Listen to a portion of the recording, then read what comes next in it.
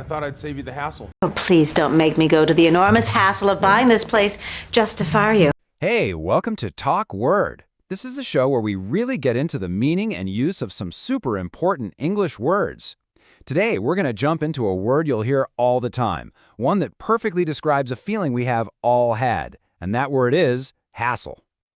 You know those days, right, where you wake up, you're all set to have a good day, but then one little thing after another just seems to go wrong. It's not, a total disaster, but it's that feeling of just low-grade frustration that builds up. Just think about it for a second.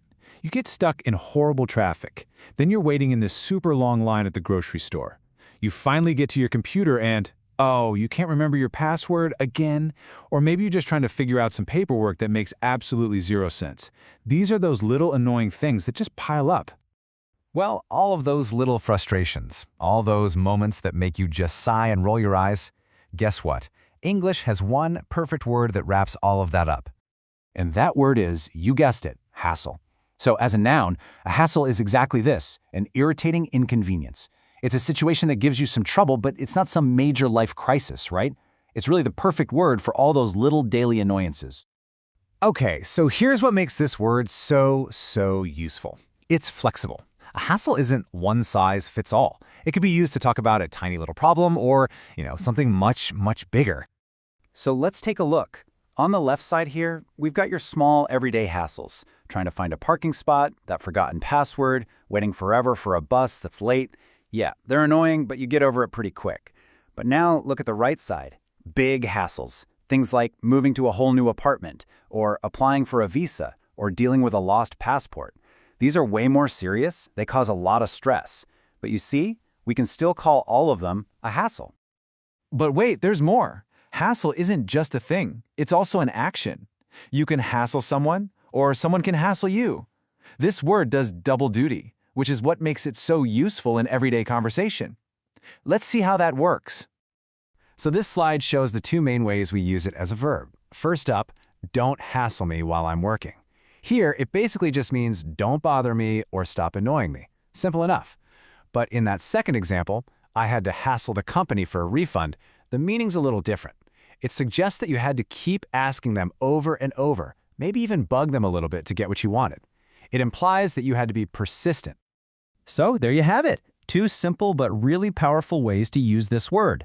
Number one, as a noun, to describe a problem, big or small. And number two, as a verb, to talk about bothering someone or having to persistently ask for something. Okay, so we've got the definitions down. But what does this actually sound like when people are just talking? Let's go from the textbook to the real world and check out a natural example. This is a perfect, everyday kind of sentence. Just imagine someone showing up at a friend's house a little wet from the rain. When they say, "It was a hassle to get here," they're letting their friend know that the trip was kind of difficult and annoying. But it also shows it wasn't some huge disaster. I mean, they made it, right? It's a really common way to complain just a little bit without sounding too negative. All right, now it's your turn. Just take a second and really think, what's the biggest hassle you've had to deal with this week? Was it something small like, misplacing your keys? Or was it a bigger one, like having to deal with some complicated paperwork? Seriously, applying it to your own life is the absolute best way to make a new word stick. And just like that, you've done it. You've added a fantastic, super common, and really useful word to your English vocabulary. You now know hassle as both a noun and a verb, and you can totally recognize and use it in all kinds of situations. Great job! You know, the best way to learn is to actually use it, so start listening for the word hassle in movies and conversations. And if you want to master even more words like this one, definitely check out the TalkWord app. You can actually create your own word explainers just like this one. You can even team up with a friend. We've got a great format for two friendly hosts. Thanks so much for joining us, and we'll see you next time on TalkWord. Don't hassle us tonight. There has been no hassle here.